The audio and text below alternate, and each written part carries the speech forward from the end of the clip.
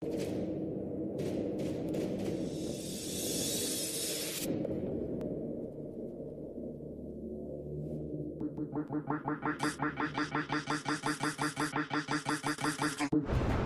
nezamestnanosťou je to na Slovensku čím ďalej tým horšie. Z mesiaca na mesiac je vyššia a vyššia. Nezamestnaných bude ešte viac. Zo štátny dôchodok sa tak ľudia spoľahnúť nemôžu. Tak samozrejme, že musia mať aj iný zdroj úspor alebo zdroj príjmov. Kto si v budúcnosti nenájde iný zdroj príjmu, životný štandard sa mu poriadne zníži. Podľa štatistík Forbes 53,6% vysokoškolákov je nezamestnaných alebo nepracuje vo svojom obore. Uplatnenie mladých ľudí je čoraz zložitejšie. Mladí ľudia dneska hľadajú a tápajú, by som povedala, že chýbajú aj tie informácie, aj tie možnosti. Domnievaš sa, že má šancu sa hneď zamestnať po škole? Myslím si, že nie.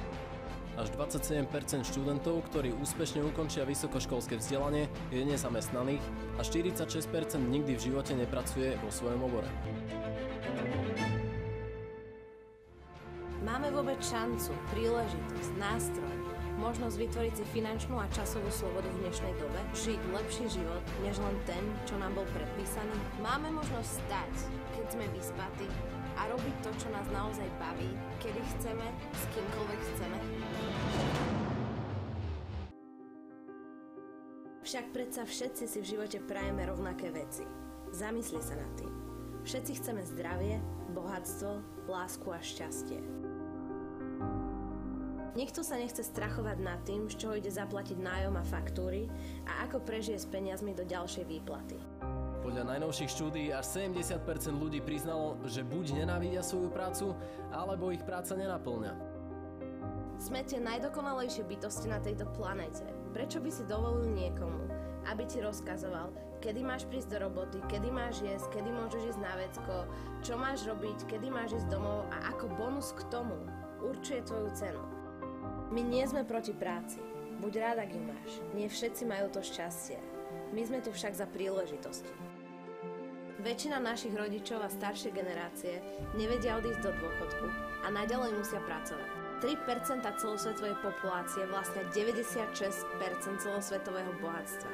Tieto problémy boli napísané a je na nás, aby sme ich vymazali. Ja sa pozerám na to tak, že máme 3 možnosti.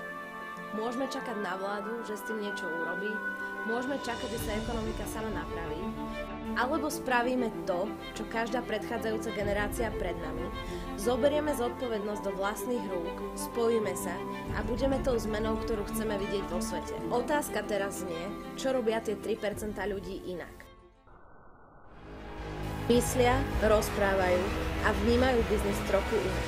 Sú to ľudia, normálni ľudia, presne tak ako ty, ktorí hľadajú nové spôsoby, ako dosiahnuť slobodu a žiť život podľa svojich predstav.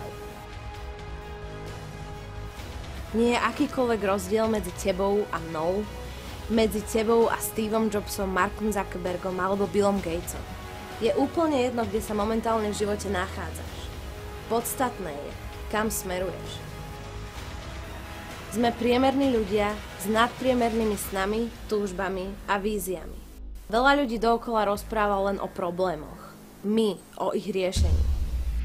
Je 21. storočie a my sme najviac sociálne prepojená generácia. My spoločne sme vytvorili najväčšiu sociálnu sieť Facebook. A teraz si predstav, že máš v rukách niečo, čo každý jeden človek potrebuje. Polož si otázku, čo je v živote najdôležitejšie. Sú to peniaze, láska, šťastie alebo zdravie. Keď nemáš zdravie, tak naozaj nemáš nič. Preto sa YLM rozhodla spojiť so spoločnosťou, ktorá je celosvetovým lídrom v oblasti obnovy zdravia a mladosti na bunkovom leveli.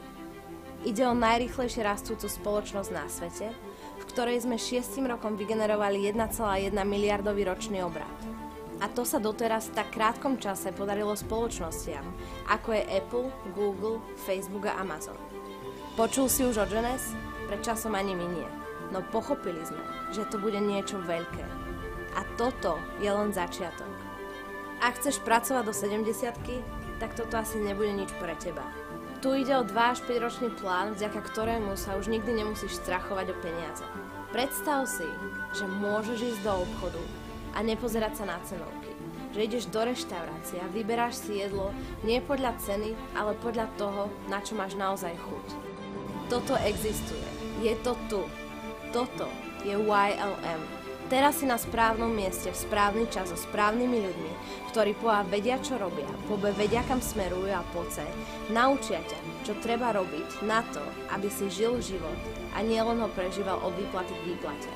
YLM sme vytvorili na to, aby sme tebe a tvojim kamarátom pomohli vytvoriť si život, z ktorého si nikdy nemusíš brať dovolenku. Celý náš život je kolekciou malých rozhodnutí. A tým, že nerobíš toto rozhodnutie teraz, ho aj tak robíš. O 5 rokov sa zamyslíš nad týmto momentom, ako ti jedno malé rozhodnutie zmenilo život. Buď budeš nadávať nad premrhanou šancou, alebo spolu s nami budeš žiť život naplno, cestovať a ďalej pomáhať ľuďom plniť si ich sny. Ak nie ty, tak to. Ak nie teraz, tak kedy? Ak nie toto, tak čo?